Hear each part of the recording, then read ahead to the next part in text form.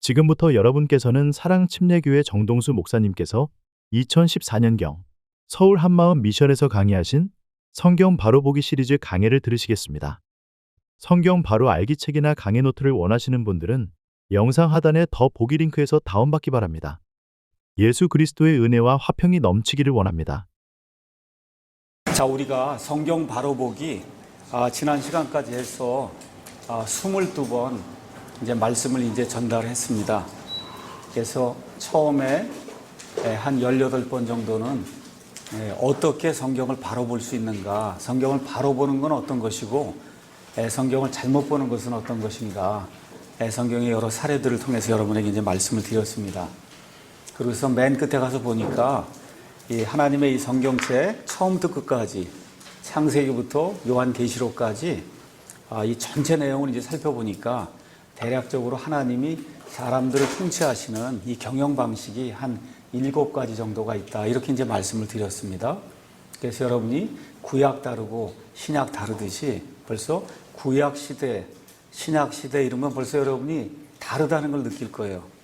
무언가가 다르다. 그걸 우리가 통치 방식, 경영 방식이 다르다. 다른 얘기로 하면 하나님의 경륜이 다르다. 이렇게 이제 우리가 이야기를 하고 있습니다. 그래서 그 7가지 하나님의 그 경영 방식 중에서 지난 4시간에 걸쳐서는 첫째 경륜 해서 무죄 경륜, 그래서 Dispensation of Innocence라고 하는 이 무죄 경륜에 대해서 이제 공부를 했습니다. 그래서 무죄 경륜은 처음에 사람이 이 경륜 안에서 시작이 될 때 무죄 상태로 하나님이 아담과 이브를 만드셨거든요. 그 상태에서 하나님께서 사람에게 사람이 지켜야 될 것 같은 책무를 주셨어요. 선과 악을 알게 하는 그런 나무에서 나는 것을 먹지 말라. 근데 사람이 그것을 먹음으로써 사람의 실패가 이루어지게 되고 그 실패의 결과로 하나님께서 사람들을 심판하셔서 에덴 동산에서 내쫓는 그와 같은 일이 생겼다는 사실을 우리가 이제 알고 있습니다. 오늘 나눠드린 그 교재 맨 위에 가서 보면 로마서 5장 19절에 한 사람의 불순종으로 말미암아 많은 사람이 죄인이 된 것 같이 한 사람의 순종으로 말미암아 많은 사람이 의로운 자가 되리라. 이런 말씀이 이제 나와 있습니다. 그래서 성경은 여기 처음에 나온 한 사람을 아담이라 부르고 두 번째 나온 그 한 사람을 예수 그리스도, 둘째 아담 혹은 마지막 아담이라고 이야기합니다. 그래서 첫째 아담의 불순종 때문에 많은 사람이 이제 죄인이 되었지만 둘째 아담 예수님이 순종하심으로 말미암아 많은 사람이 의로운 자가 되고 그래서 하나님의 아들, 딸이 될 수 있는 그런 놀라운 특권을 주셨다고 성경이 이제 이야기를 하고 있습니다. 자, 그래서 아담이 이제 타락한 그 이후에, 아담의 타락 이후에 그 이후에 태어난 모든 사람은 아담의 형상과 아담의 모습에 따라 지어져서 이 땅에 태어나면서 결국은 모두가 죄인으로 태어난다. 이런 이야기를 이제 드렸습니다. 자, 오늘은 이 하나님의 그 7가지 경륜 중에서 둘째 경륜은 보통 양심의 경륜이다. 이렇게 이제 이야기를 합니다. 양심이 생겨났기 때문에 그 전까지 양심이 없었어요. 사람에게. 그래서 양심이 생겨났기 때문에 사람들이 그 둘째 경륜을 보통 양심 경륜, 그래서 Dispensation of Conscience 이제 그렇게 이제 이야기를 합니다. 그럼 양심 경륜은 언제부터 시작이 됐냐 하면 아담이 에덴 동산에서 쫓겨난 이후부터 시작이 쭉 돼갖고 어디까지 가냐 하면 노아의 대홍수로 그 시대에 살고 있던 모든 사람이 8명만 제외하고 몽땅당 홍수 때문에 이제 죽게 되는 것과 같은 멸망이 이제 임하게 되거든요. 그 때까지 이 둘째 경륜이 이제 지속이 됩니다. 우리가 이제 하나님의 그 경영 통치 방식을 이제 살펴보면은 그 안에 대충 4가지 요소가 있다 그랬어요. 첫째는 그 경륜이 시작이 될 때 사람의 상태가 어땠냐. 그 다음에 둘째는 사람의 책무가 무엇이었냐. 그 다음에 이제 셋째는 사람이 그것을 어떻게 실패했느냐. 그 다음에 네 번째, 사람의 실패 때문에 하나님의 심판이 어떻게 임하였느냐. 이 4가지를 우리가 이제 각 경륜에서 이제 배우게 되거든요. 자, 그러면 이 둘째 경륜에서도 양심 경륜에서 경륜이 시작이 될 때 사람의 상태가 어떠했는가를 저와 여러분이 먼저 살펴보도록 그렇게 하겠습니다. 먼저 선악과라고 하는 이 선악을 알게 하는 나무에서 나는 열매에 대해서 잠깐 살펴보도록 하겠습니다. 창세기 2장 17절에 가서 보니까 이렇게 이제 기록이 되어 있습니다. 제가 한번 읽어보겠습니다. 하나님께서 남자에게 명령하여 이르시되 동산의 모든 나무에서 나는 것은 내가 마음대로 먹어도 되나 선악을 알게 하는 나무에서 나는 것은 먹지 말라. 그 나무에서 나는 것을 먹는 날에 내가 반드시 죽으리라 하시니라. 그래서 여기 가서 보니까 선악을 알게 하는 나무, 여기 영어로 이제 가서 보시면 Tree of the Knowledge of Good and Evil 이렇게 돼 있어요. 그래서 어떤 분이 이건 선과 악의 지식의 나무가 아니냐, 이건 지식의 나무가 아니라 선과 악을 알게 하는 나무예요. 선과 악을. 그러니까 Fear of the Lord 하면 주의 두려움이 아니라 많은 경우 주를 두려워하는 거예요. 그러니까 목적격의 그런 오브로 받아야 된다. 이렇게 이제 말씀을 드리면서, 자, 그래서 하나님이 구체적으로 먹지 말라고 명령한 그 나무의 이름은 선과 악을 알게 하는 그런 나무였다고 이야기합니다. 자, 그런데 이제 마귀가 이브에게 접근을 해서, 그래서 창세기 3장 5절에 가서 보니까 무엇라고 이제 이야기를 하느냐 하면, 너희가 그것을 먹는 날에 너희 눈이 열리고 너희가 신들과 같이 되어 선악을 알 줄을 하나님이 아시느니라 하면서, 마치 하나님께서 굉장히 좋은 것을 가지고 있는데 그거를 사람들에게 금지하신 것처럼 이런 식으로 이제 이브에게 접근을 하면서 결국은 이 선악과라고 하는 그와 같은 열매를 따먹게 그렇게 이제 만들게 되거든요. 자, 그래서 마귀가 여기서 이브에게 세 가지 일이 이제 발생한다고 이제 이야기합니다. 첫째, 너희 눈이 열린다. 지금 그렇게 이야기를 하고 있습니다. 둘째, 너희가 신들과 같이 된다. 이제 그렇게 이야기하고 있고, 그 다음에 이제 셋째, 선악을 알게 된다. 지금 이 세 가지를 약속을 해주고 있습니다.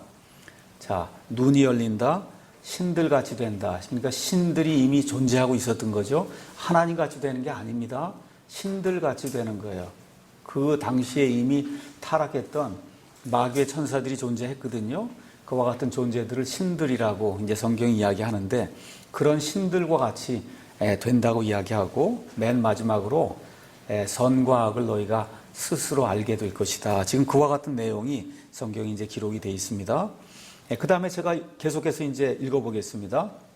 6절 가서 보니까 여자가 보니 그 나무가 먹기에 좋고 눈으로 보기에 아름다우며 사람을 지혜롭게 할 만큼 탐스러운 나무이므로 그녀가 그 나무의 열매를 따서 먹고 자기와 함께한 자기 남편에게도 주매 그가 먹으니라. 그들 두 사람의 눈이 열림에, 드디어 눈이 열렸다고 지금 이야기를 하고 있습니다. 그들이 자기들이 벌거벗은 줄을 알고는 무화과 나무 잎을 함께 엮고 자기들 위해 앞치마를 만들었더라. 이렇게 기록이 되어 있어요. 앞치마라고 하는 건 여기 성경 가서 보시면 에이프론으로 되어 있어요. 에이프론이 조그만 에이프론으로 자기의 그 부끄러운 데를 이제 가리려고 했지만 이 모든 게 부끄럽다고 하는 그런 사실, 하나님 앞에 이제 드러나는 그런 사실 때문에 수치를 당하는 그와 같은 일들이 거기 기록이 되어 있습니다. 그러니까 눈이 열린다고 하는 거는 그 전엔 눈을 감고 있었다는 얘기가 아니에요. 눈을 감고 있어서 하나도 안 보였다 그런 얘기가 아니라 드디어 눈이 열리니까 무엇을 보게 됐다는 거예요. 자기들이 수치스러운 그런 모습을 하고 있다는 걸 보고 있었다는 거예요. 그 전에도 역시 똑같은 모습이었죠. 하나도 입지 않고 벌거벗은 채 있었어도 전혀 수치를 느끼지 못하는 그런 상태에 있었어요. 그렇죠? 그걸 우리가 무죄 상태다. 지금 그렇게 이야기하는 겁니다. 우리 애기 갓 태어난 아이 일주일, 열흘, 한 달 된 아이 벌거벗겨 놔도 아무것도 모르잖아요. 그렇죠? 무죄 상태입니다. 말 그대로 그런 의미에. 그런데 조금 더 커지면 그러면 벌거벗기면 창피하다고 그러지 않습니까? 그렇죠? 그런 일이 지금 아담과 이브에게 처음 생긴 거예요. 그러니까 눈이 열렸다라고 이야기하는 것은 무언가 내가 나쁜 일을 했구나, 악한 일을 했구나, 이렇게 되면서 보니까 내 자신이 벌거벗었구나. 여러분 벌거벗고 지금 밖에 나가면 얼마나 부끄럽겠어요. 그렇죠? 이와 같은 것을 깨닫는 어떤 그런 기능이 이 사람들에게 이제 생겼다는 겁니다. 그렇죠? 그래서 여기 3장 6절에 가서 보니까 분명히 이 아담과 이브가 선과 악을 알게 하는 그와 같은 나무, 거기서 나는 열매를 먹었다고 기록을 하고, 그 다음에 3장 7절에는 먹고 나니까 곧바로 그들에게 무언가 변화가 생겼어요. 뭐예요? 부끄럽다는 걸 느낀 거예요. 부끄럽다는 걸 느낀다. 사람이라고 하면 부끄러운 걸 느껴야 돼요. 이게 하나님이 우리에게 허락해 주신 양심이에요. 양심. 양심이 작동을 하면, 그러면 이런 일을 하면 부끄럽다. 이런 일을 하면 수치스럽다. 내 아버지나 어머니에게 누가 되겠지? 우리 교회에 내가 누가 되겠죠? 그렇죠? 내 아들, 딸들에게 누가 되겠지? 뭐 이런 일들을 하는 거예요. 그렇죠? 이런 일들을 하는 그런 기능을 성경은 양심이라고 이야기하는 거예요. 네, 그래서 곧바로 하나님이 너희가 죄를 지었다, 그렇게 이야기해 줄 필요가 없었어요. 선과 악을 알게 하는 나무의 그 열매를 먹는 그 순간 곧바로 이들은 내가 죄를 지었구나, 악한 일을 했구나, 부끄럽구나, 수치스럽구나 하고 하나님을 피해서 도망가는 그런 일이 자동적으로 생기게 됐다는 겁니다. 그렇죠? 그래서 무엇을 인식했어요? 자기들이 벌거벗은 것을 인식을 하고는 이거 수치를 가려야 되겠구나 해서, 그래서 무화과 나무로 에이프론을 만들어서 앞을 이제 가리는 그와 같은 일을 하거든요. 이런 거를 성경은 종교라고 이야기해요. 종교라고 하는 거는 사람이 자기의 부끄러운 것과 무언가 연약한 어떤 것을 자기 힘으로 가려서, 그래서 절대적인 그런 존재 앞에 내가 한번 내 노력을 통해서 한번 서봐야 되겠다, 이렇게 노력하는 그와 같은 체계를, 그거를 종교라고 이야기해요. 그러니까 지금 아담과 이브가 눈이 열리자마자 한 일이 바로 종교예요. 그래서 이 세상에 사는 모든 사람은 하나님을 믿지 않는다고 말은 하지만 실질적으로는 자기의 양심 때문에 무언가 부끄러운 것이 있어서 무언가 내가 선행을 통해서 내 자신의 수치를 가려봐야 되겠다, 이런 마음이 누구에게나 자동적으로 생기게 된다는 겁니다. 이와 같은 행위를 종교 행위라고 이야기하는데, 가서 보니까 앞만 가렸거든요. 그러니까 뒤를 보면, 또 위를 보면 몽땅이 다 네이키드한, 벌거벗은 그런 상태이기 때문에 하나님 앞에 도저히 설 수가 없는 그런 상태로 이 사람들이 이제 드러나게 된 겁니다. 다시 한번 말씀드립니다. 이 선악을 알게 하는 나무에서 나는 그 열매를 먹는 순간 본인들이 내가 선이 아니라 악을 행했구나, 그거 금방 깨달았어요. 그러고서는 하나님 앞에서 이렇게 하면 안 되겠지 하는 생각이 들어서 부끄러움을 느낀 겁니다. 그리고 자신들의 죄와 그 다음에 자신들의 실패를 인식하게 됐고, 결국은 이게 죄라고 하는 것을 스스로 알게 되는 그와 같은 일이 이제 발생한 겁니다. 근데 문제는 뭐예요? 이미 주사위는 던져진 거죠. 그렇죠? 이미 먹었어요. 그래서 선을, 악을 알게 하는 그와 같은 이 나무에서 나는 그 열매를 먹었기 때문에 다시는 되돌아갈 수 없는 그런 강을 건너게 된 겁니다. 자, 우리 한번 창세기 3장 22절 한번 가서 보시죠. 하나님이 아담과 이브를 에덴 동산에서 쫓아내시기 전에 하시는 말씀이 그 안에 기록이 되어 있습니다. 주 하나님께서 이르시되 보라, 남자가 우리 중에 하나같이 되어 선악을 알게 되었도다, 이렇게 기록을 합니다. 그러니까 하나님은 선과 악을 아신다는 거죠. 그렇죠? 그런데 사람도 드디어 선과 악을 알게 됐다는 거예요. 그런데 하나님은 악을 경험하지 않고 스스로 악을 저지르지 않고도 하나님은 알고 계시는데, 사람은 드디어 악을 체험함으로써 선과 악을 알게 됐다는 거예요. 여러분 제 말 이해하시겠죠? 하나님은 선과 악에 대해서, 심지어 이 악에 대해서 악을 행하실 필요가 없어요. 하나님 행하실 필요도 없고 행하신 적도 없습니다.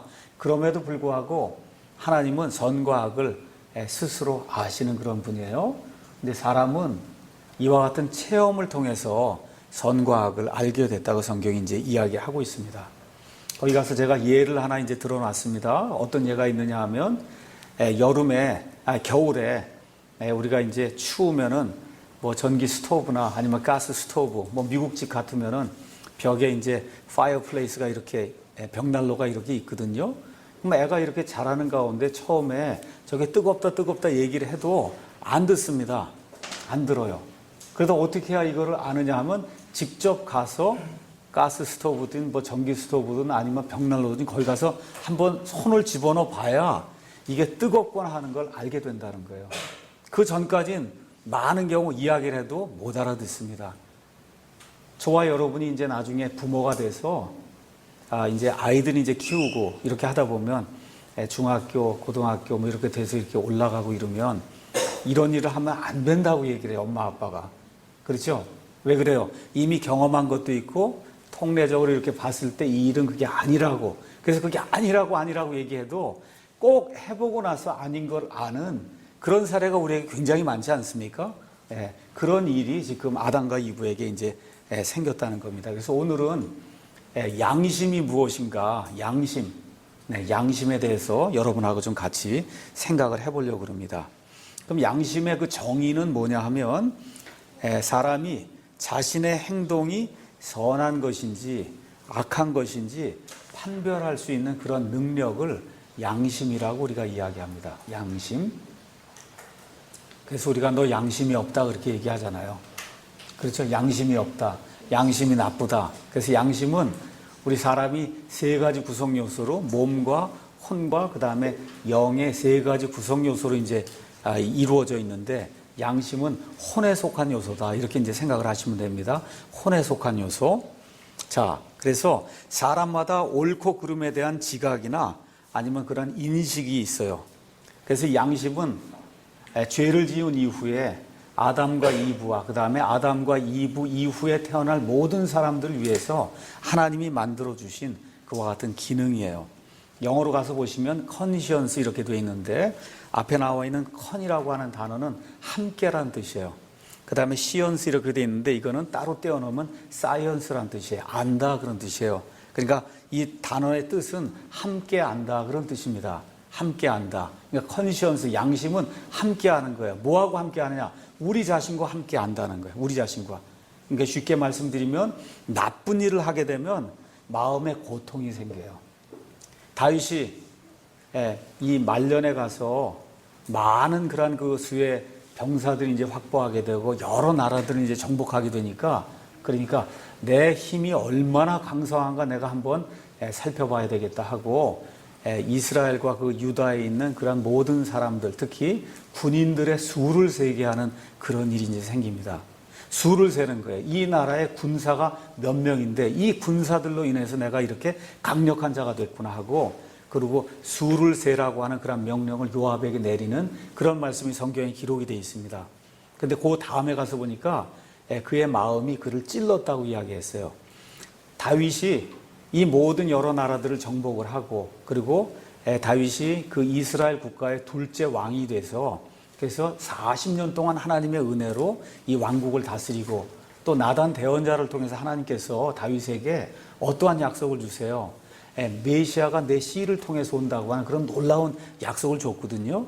그러니까 다윗이 15살, 16살 그 목동의 시절로부터 시작을 해갖고 30살에 이제 왕이 돼서 70세까지 정말 이 세상에서 어느 누구 부럽지 않게 그렇게 멋있는 그런 삶을 살았는데 다윗이 잘못 판단한 거예요. 이 모든 게 내 힘으로 된 것이 아니냐. 그렇죠? 그러니 내 수하에 군사가 얼마나 많은가 한번 세봐야 되겠다. 이런 악한 마음을 갖게 될 때 그리고 명령을 내렸단 말이에요. 그렇죠? 그럼 내리고 났더니 뭐가 작동을 하냐? 양심이 작동한 거예요. 이게 올바른 것인가 그른 것인가를 판단하는 양심이 작동하니까 그의 마음이 그를 푹 찔렀다고 성경이 이제 이야기를 하고 있습니다.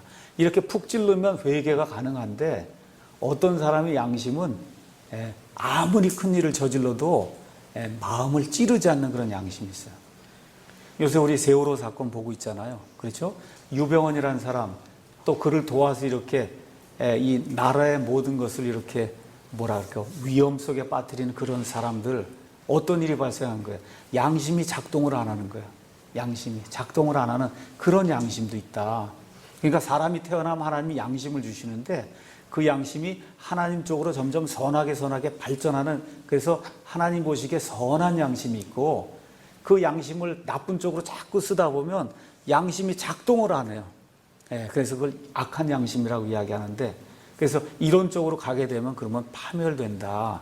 구원받은 사람들 가운데도 양심이 제대로 작동하지 않는 사람이 굉장히 많아요. 특히 목사들 가운데도 양심이 작동하지 않는 사람이 굉장히 많으니까 구원받은 이후에도 세상 사람들이 봤을 때 저게 과연 목사인가? 저 사람이 과연 그리스도인이라고 할 수 있는가 하는 그런 수준의 이런 악한 일을 하는 그런 사람들도 많이 생긴다. 왜 그러냐면 양심의 문제이기 때문에 그래요. 양심. 그러니까 양심을 잘 가꾸고 지키는 것이 우리 그리스도인들에게 대단히 중요하다. 이제 그렇게 이야기할 수가 있습니다. 그래서 양심은 아까 말씀드린 대로 나쁜 일을 하면 마음에 고통이 생기도록 만드는 게 양심이거든요. 그렇기 때문에 양심은 우리 자신과 함께하는 그와 같은 기능이다. 이제 그렇게 우리가 이야기할 수가 있습니다.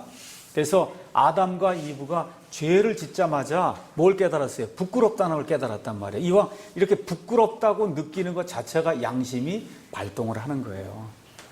저와 여러분이 특히 우리 자매님들이 이 부끄러움을 많이 느낄 줄 알아야 돼요. 우리 아이들도 마찬가지예요. 부끄러움을 많이 느낄 줄 아는 사람이래야 그래야 하나님이 기뻐하시는 그런 좋은 시민이 될 수가 있습니다. 악한 일을 해도 우리 정치인들이 이렇게 봐요. 악한 일을 하고도 저게 정말 사람일까 아닐까 할 정도로 얼굴이 뻔뻔하게 이렇게 다닌 사람이 있거든요. 그거 안 되는 거예요. 그 양심이 망가진 거예요. 양심이 망가진 거다. 그래서 이 아담과 이브가 죄를 짓자마자 너무 부끄럽다는 생각이 들어서 종교심이 발동이 되면서 에이프론을 만들어서 이 수치 부분을 가리려고 했던 것, 이런 일들이 생겨나는 거, 이게 양심이다. 그래서 하나님이 왜 양심을 주셨냐 하면 사람이 살다 보면 삶 속에 무언가 잘못된 것이 나타난단 말이에요. 그럴 때 그가 그것을 깨닫고 고쳐나가도록 하기 위해서 하나님이 우리에게 양심을 허락해 주신 거예요. 그러니까 양심을 잘 간직해야 되고 양심을 잘 발전을 시켜야 됩니다. 또 다시 말씀드리지만 죄를 짓거나 잘못을 범했을 때 그 잘못을 깨닫고 회개해서 하나님께로 돌아갈 수 있는 그와 같은 기능으로 양심을 주신 거예요. 그러니까 예수님을 믿으려고 하면 양심이 잘 작동을 해야 돼요. 내가 무언가 잘못을 했구나. 하나님 앞에 큰 죄인이구나. 이대로 죽으면 지옥 불 속에 갈 수밖에 없구나 하는 그와 같은 것을 느낄 수 있는 그와 같은 기능, 그게 양심이에요. 그러니까 이 양심이 죽어 있으면 복음을 죽을 때까지 들어도 못 깨닫습니다. 깨닫지도 못할 뿐만 아니라 돌이킬 수가 없는 거예요.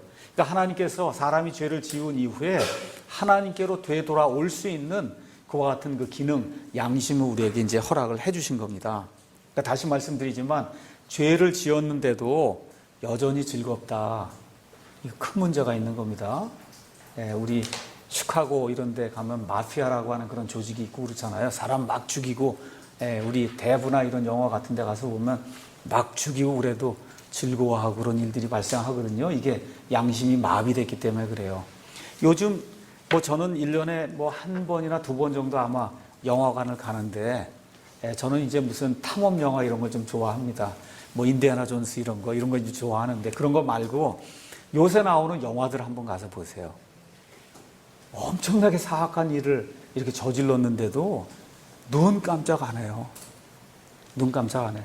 요새 인터넷이니 신문에 나는 그 뉴스들 한번 보세요. 옛날엔 주로 남자가 여자를 이렇게 죽여서 토막 냈다. 이런 일들이 많이 났는데, 요 근래에는 여자가 남자를 막 내서 죽여갖고 토막 살인을 하고 이런 일들이 그냥 막 나타나는 거예요. 엄청나게 무서운 그런 일들이, 조그만 여자아이들 성추행하고 있을 수 없는 그런 일들이 나타나는 거거든요. 그러니까 말세가 되면 될수록 사람의 양심이, 성경적으로 얘기하면 화인을 맞아서, 그래서 양심이 화인을 맞아서, 여러분 미국에 가면은 텍사스주 이런데 이제 소라든지 양이라든지 이런 걸 많이 키워요. 특히 이제 소 같은 걸 키우면 그런 방목을 한단 말이에요. 방목. 그 방목을 하니까 이게 A집의 손지, B집의 손지, 그걸 알기 위해서 어떻게 해요? 낙인을 찍어요.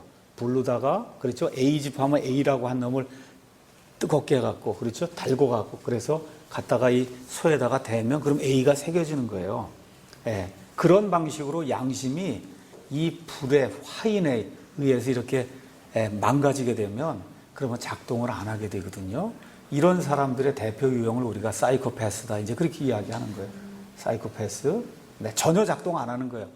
그렇게 되면 성경적으로 얘기하면 죽여야 되는 거예요, 국가가.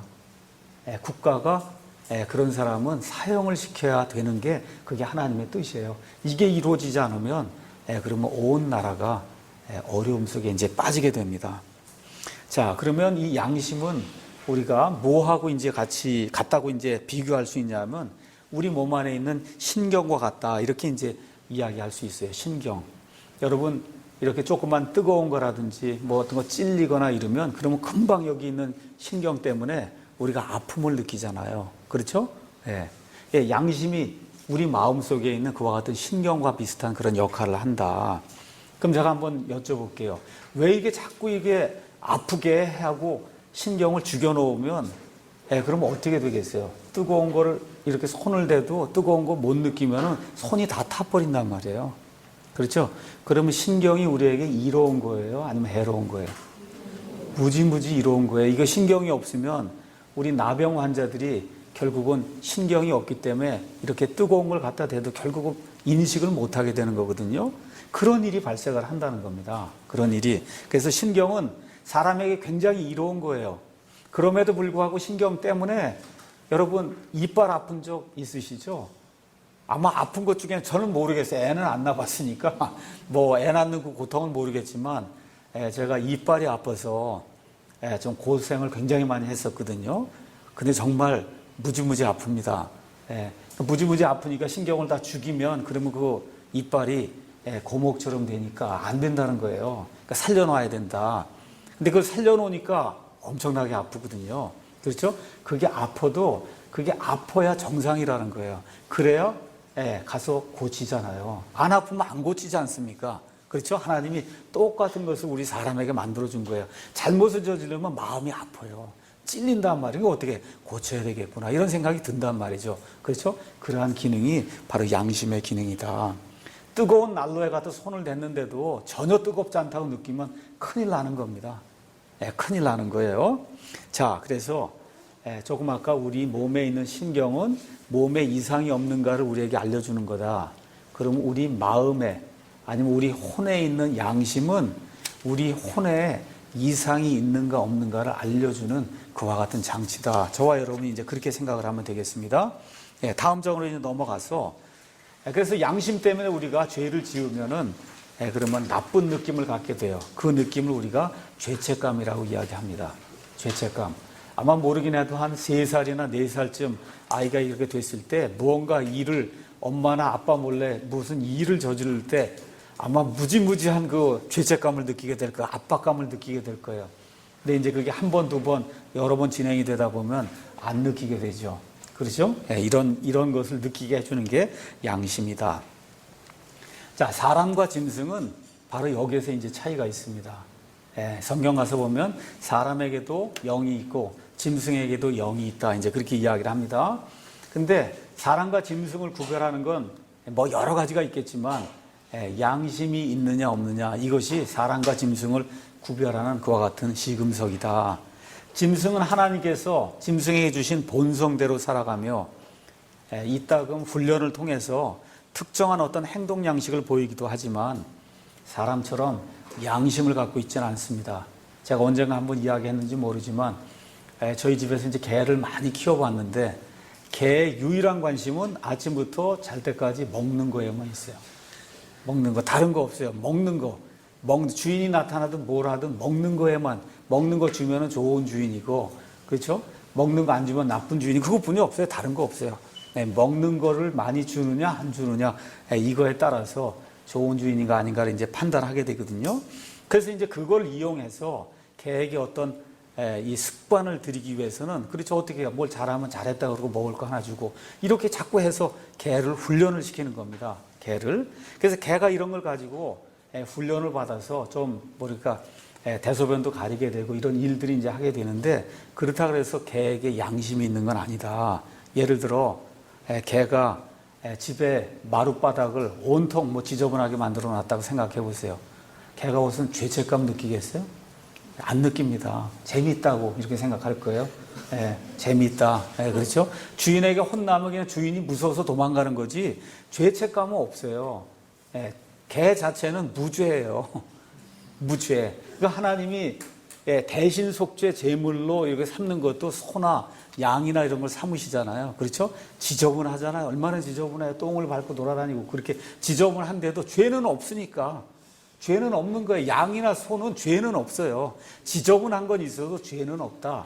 그렇기 때문에 예수님 오시기 전까지 대신 속죄 희생물로 이 짐승의 희생을 드리도록 하나님이 그렇게 만들어 준 거거든요. 그러니까 개나 소나 이와 같은 그 짐승들에게는 양심이 없어요. 양심이 무슨 죄를 졌다, 죄를 안 졌다. 개나 소에게는 그렇게 이야기할 수 없는 거다. 우리 사람에게만, 뭐 식물은 이야기할 필요도 없는 거고 물고기도 마찬가지고요. 그렇죠? 그래서 우리 사람에게만 죄를 지은 이후에 양심이라고 하는 그런 기능이 작동하도록 그렇게 하나님이 이제 만들어줬습니다. 그래서 결론적으로 양심은 사람이 자기 자신을 판단할 수 있는, 자기가 옳은 것을 하고 있는가, 그른 것을 하고 있는가, 이거를 판단하게 하는 그와 같은 능력을 이제 이야기합니다. 제가 두 가지로 이 비유를 들어서 양심이 어떤 것인가를 여러분에게 이제 말씀을 드리도록 하겠습니다. 여러분과 제가 이제 자동차를 타고 갑니다.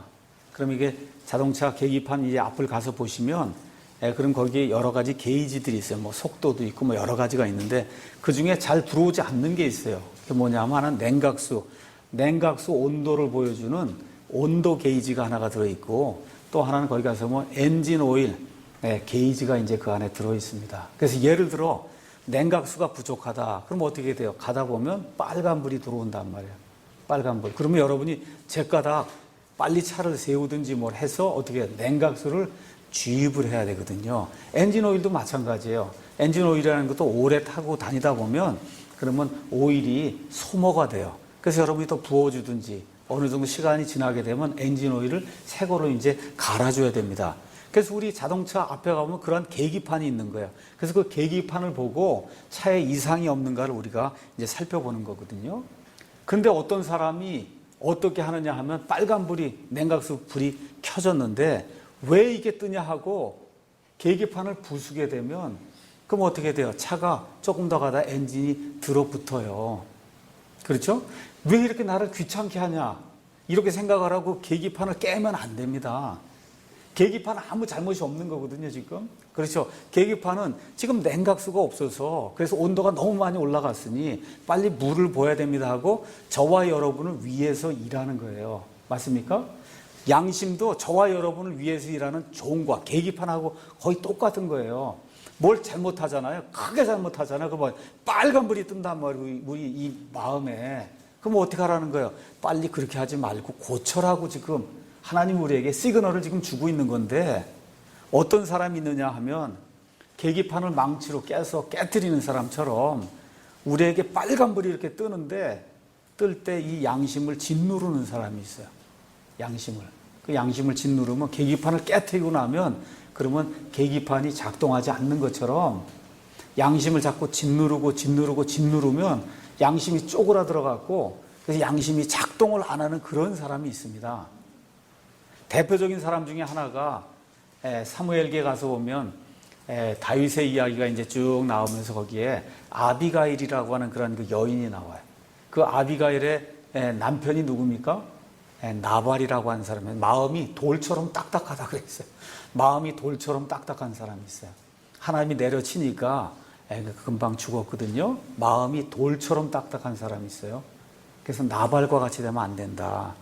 양심이 화인을 맞아갖고 그래서 작동을 하지 않는 딱딱한 그런 양심으로 변하면 안 된다는 거죠. 그러니까 예를 들어 우리가 뭐 술을 먹는다든지 담배를 핀다든지 마약을 행한다든지 뭐 여러 가지 죄, 뭐 조그만 죄부터 거짓말부터 시작해서 성경이 이야기하는 간음, 살인, 그렇죠? 뭐 여러 가지 그런 죄들을 우리가 이렇게 짓게 될 때 우리 안에 조그만 거 지면 빨간 게 조그맣게 뜨고 큰 걸 지면 그냥 엄청나게 크게 밤에 잠이 안 올 정도로 사람을 짓누르는 것과 같은 빨간 경고등이 켜진단 말이에요. 근데 이거를 자꾸 망치로다가 자꾸 부수듯이 부수면은 그럼 완전히 계기판이 망가지듯이 우리의 양심이 망가질 수 있다는 겁니다. 이런 양심을 디모데전서 가서 잠깐 읽어보겠습니다. 디모데전서 4장 2절에 가서 보시면 이런 양심을 뭐라고 얘기하냐 하면 뜨거운 인두로 지진 양심이다. 이렇게 이야기하고 있어요. 4장 2절에 1절부터 읽는 게 좋겠네요. 제가 읽겠습니다. 이제 성령께서 분명히 말씀하시기를 마지막 때, 지금 우리가 살고 있는 때가 마지막 때거든요. 마지막 때에 어떤 사람들이 믿음에서 떠나, 그러니까 믿음이 있었다는 거예요. 있었다가 믿음에서 떠나 유혹하는 영들과 마귀들의 교리들의 주의를 기울이리라 하시는데, 이 사람은 어떤 사람들이냐? 이들은 위선으로 거짓말을 하며 자기 양심을 뜨거운 인두로 지진 자들이라. 양심을 지졌다는 거예요. 뜨거운 인두로 지졌다. 그게 뭐예요? 아까 말씀드린 대로 빨간불 뜬다고 이 경고등을 망치로 부수는 이와 같은 일을 하게 되는 그런 현상을 지금 가리켜서 우리 개혁성경의 표현대로 이야기하면 양심의 화인을 맞았다. 이제 그렇게 이야기하는 거고, 여기 킹제임스 성경의 표현대로 하면 양심을 뜨거운 인두로 지진 이와 같은 것이다. 성경이 이제 그렇게 이야기하는 겁니다. 자, 제가 이제 목사를 하다 보니까 저에게 이제 그렇게 묻는 사람들이 종종 있습니다. 목사님, 왜 어떤 사람들은 더 분별력이 많습니까? 왜 어떤 사람은 저렇게 분별력이 없습니까? 그러니까 교리적인 측면에서도 그렇고, 아니면 우리가 실행으로 뭐 옷을 입거나 말을 하거나 누구를 사귀거나, 그렇죠? 저 영화를 봐야 되냐, 봐서는 안 되느냐, 이 옷을 입어야 되냐, 입으면 안 되느냐, 말을 이렇게 해야 되느냐, 이렇게 하면 안 되느냐, 그거 다 분별하며 살아야 하잖아요. 그렇지 않습니까? 우리가 사는 게 처음부터 끝까지 분별해서 결정을 내리는 그런 삶을 우리가 살고 있는 거예요. 근데 가만히 보면 어떤 사람들은 그런 그 결정을 내릴 때 분별력이 아주 좋아요. 그래서 그 분별력을 가지고 이렇게 결정을 내리고 일을 추구해 나가면 많은 경우에 삶이 탄탄하게 이렇게 탄탄대로를 걸어가는 그런 삶이 열리는 사람이 있고, 어떤 사람은 기회도 굉장히 많고 뭐 주어진 그런 조건도 굉장히 좋고 한데 하는 일마다 분별력이 없어갖고 결정을 잘못 내려갖고, 그래서 결국은 구렁텅이에 수렁에 빠지는 그런 사람들이 많이 있다는 겁니다. 뭐 교회를 선택하는 일, 그렇죠? 어떤 음악을 듣는 일, 우리 주변에 그렇게 선택해야 될 일이 한두 가지가 아니잖아요. 자, 그러면 왜 어떤 사람은 이렇게 분별력이 좋고 어떤 사람은 이렇게 분별력이 나쁩니까? 그 이유는 양심이 얼마만큼 작동하느냐, 양심이 제대로 작동하는 그 양만큼 그거에 비례해서 저와 여러분이 바르게 판단하고 바르게 결정을 내릴 수 있다는 겁니다. 여기에 가야 되냐 가지 말아야 되냐, 우리 그리스도인이 이런 것들을 봐야 되냐 보지 말아야 되냐, 이 일에 가담해야 되냐 가담하지 말아야 되냐. 교회 안에도 우리가 이제 어느 교회를 다니든지 교회에 여러 가지 일들이 있어요. 여러 가지 의견이 있고, 지난주에 어느 분이 이제 미국에서 왔습니다. 지금부터 한 10몇 년 전쯤에 제가 유학을 보내줘서, 그래서 지금 미국에서 이제 공부를 다 마치고 그러고서는 직장을 다니는 그런 사람이 이제 제 학생인데 이제 찾아왔습니다. 미국에 있는 한인교회를 가보니까요, 가는 곳마다 목사님을 2년, 3년마다 내쫓는다는 거예요. 자기가 지난 한 10몇 년 동안 보니까. 그러면 이제 그런 문제가 생기면 우리가 여기 목사 편에 서야 됩니까? 장로 편에 서야 됩니까? 이런 문제가 생기면, 아니면 아예 안 서야 됩니까? 아니면 그 교회를 떠나야 됩니까? 그렇죠? 이런 문제들이 실질적인 문제로 우리에게 다가온다, 그 얘기입니다. 이런 것들을 얼마만큼 우리가 잘 분별할 수 있느냐, 그건 양심의 문제다. 저와 여러분이 킹제임스 이 성경이 하나님이 우리에게 보존해 주신 완전한 말씀이다, 이렇게 지금 우리가 믿고 있어요. 그렇죠? 그래서 개혁 성경을 쓰시는 그런 분들에게 가서 자그마치 신약 성경에만 13구절이 빠져 있습니다 하고 그걸 다 일일이 보여줘도 양심이 마비가 돼 있으니까 어때요? 그래, so what, 영어로 so what, 그렇죠. 그래서 어쨌다는 거냐, 그렇게 나오는 분들이 한두 명이 아니에요. 왜 그래요? 양심이 마비가 되어 있기 때문에. 아니, 하나님이 말씀을 보존해 주신다고 했는데 어떻게 이렇게 13구절에 빠질 수 있을까, 이렇게 생각이 돌아가야 되고, 그럼 혹시 무언가 좀 잘못된 것이 있지 않는가, 무언가가 왜곡된 것이 있지 않을까, 이렇게 생각을 가져야 그게 정상인데, 사람들이 양심이 마비가 되니까 그래, 13구절이 빠지면 어떻고, 그렇죠? 번역이 잘못되면 어떻고, 난 우리 목사만 따라간다, 이렇게 이야기하거든요. 이게 잘못된 거예요. 양심이 마비가 되어 있기 때문에 그런 일들이 이제 발생을 한다는 겁니다. 자, 그러면 양심은 또 뭐하고도 비교할 수 있느냐? 저울하고도 비교를 할 수가 있습니다. 저울. 우리가 지금 쓰는 저울은 대개가 다 디지털 저울이에요. 그래서 이렇게 올려놓으면 그러면 15점 몇 그램 이렇게 디지털로 이렇게 저울이 돼서 이제 나오는데, 옛날에 저울은 그렇게 생기질 않았습니다. 옛날에 저울은 어떻게 생겼냐면, 옛날 저울은 이렇게 여기 그림에 여러분 나와 있듯이 저울에 이 양쪽에 물건을 이렇게, 이쪽에 추를 갖다 놓고 이쪽에 이제 물건을 갖다 놓고, 그래서 이거를 재갖고 딱 수평이 되면 그러면 이 물건이 이 추에 해당하는 그런 무게를 가지고 있습니다. 그래서 그런 스타일의 그런 밸런스라고 우리가 보통 얘기합니다. 밸런스, 균형을 유지하는 거. 그렇죠? 그러니까 저울도 스케일도 있고 밸런스가 있고 이렇게 이제 있는데, 스케일은 말 그대로 이렇게 디지털로 뭐 이렇게 숫자가 나타나는 거 우리가 보통 스케일이라고 얘기를 하고, 밸런스라고 얘기했을 때는 뭐 추를 가져다가 이렇게 하는 그런 스타일의 그 저울을 밸런스라고 이제 이야기하거든요. 자, 그래서 양심은 어떤 사람이 내리는 그 판단이 옳은 것인가 그른 것인가를 재줄 수 있는 저울이에요. 다시 말해, 내가 지금 하고 있는 행동이 바른 것인가 틀린 것인가, 선한 것인가 악한 것인가, 이걸 해야 되나 하지 말아야 되나, 이거를 재주는 그와 같은 저울이다. 자, 그래서 저울 아까 이야기를 했습니다. 그럼 저울이 이렇게 있을 때 이 오른쪽에는 그러면 표준 추를 갖다 놔야 돼요. 표준 추. 그래서 여러분과 제가 표준 추를 가서 보시면 밸런스가 있으면 그 밸런스의 표준 추가 1kg짜리도 있고 2kg짜리도 있고 3kg짜리도 있고 10kg짜리도 있고 표준 추가 있어요. 이 표준이 대단히 중요하기 때문에 미국 같은 경우는 표준 연구소라고 하는 데가 있어요. 그래서 그 표준 연구소에서 길이, 무게, 그래서 이런 거에 표준을 재는 거예요. 표준을. 그럼 예를 들어 우리가 3kg이다 해서 이게 고구마나 뭐 양파나 이게 3kg인가 아닌가를 재려면 어떻게 해야 돼요? 3kg짜리 추를, 표준 추를 여기다 올려놓고, 그렇죠? 그래서 하여튼 이렇게 돼가지고 이게 올라가면 3kg가 안 된다는 거예요. 그러니까 어떻게 해요? 여러분이 점점 많이 넣으면 이렇게 올라가면서 결국 가서 딱 이렇게 균형이 맞으면, 그래서 딱 수평이 딱 이루어지면, 그럼 뭐라 그래요?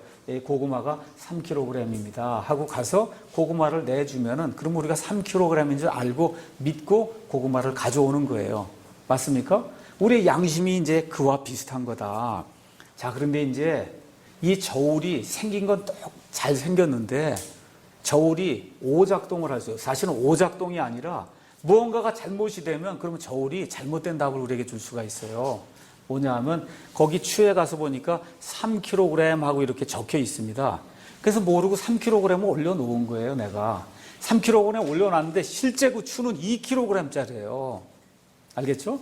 그렇게 되면 나는 3kg인 줄 알고 표준 추를 여기다 갖다 올려놓고, 그리고 물건을 계속해서 이렇게 주는데 보면 얼마를 주는 거야? 3kg가 아니라 추의 무게인 2kg를 자꾸 이 밖으로 내주고 있는 거예요.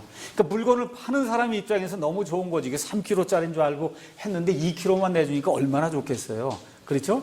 근데 실제로는 그렇게 하는 것은 하나님 앞에 가증한 거다. 하나님이 그렇게 이야기하는 겁니다. 그래서 무게가 다른 그런 추를 두지 마라.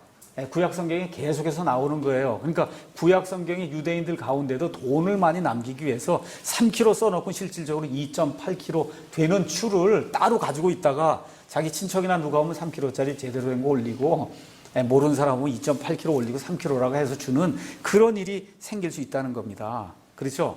그러니까 중요한 거는 저울이 아무리 좋아도 제일 중요한 게 뭐야? 표준이 되는 이 추가 올바라야, 그래야 무게를 제대로 잴 수 있다는 겁니다. 여러분 이해하시겠죠? 예. 그러니까 다시 말씀드려서 이 우리의 양심은 뭐하고 똑같은데, 저울하고 똑같아요. 밸런스하고 똑같아요. 이건 어느 면에서 중립적인 거예요. 중립적인 거. 또 이 세상에 태어나는 모든 사람에게 하나님께서 양심을 주셨기 때문에 믿지 않은 사람도 다 그런 양심의 이런 밸런스를 지금 가지고 있습니다. 근데 문제가 뭐예요? 표준 추가 다른 거예요. 믿는 사람하고 믿지 않는 사람은 표준추가 다른 거예요. 그러니까 다시 말씀드려서 다윗과 같은 경우는 한 번 간음을 했습니다. 그 생에.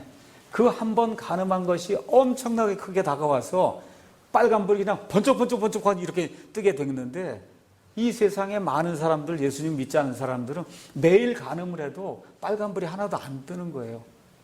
안에 뜬다 해도 요만큼뿐이 안 뜨는 겁니다. 왜 그래요? 표준추가 다르기 때문에.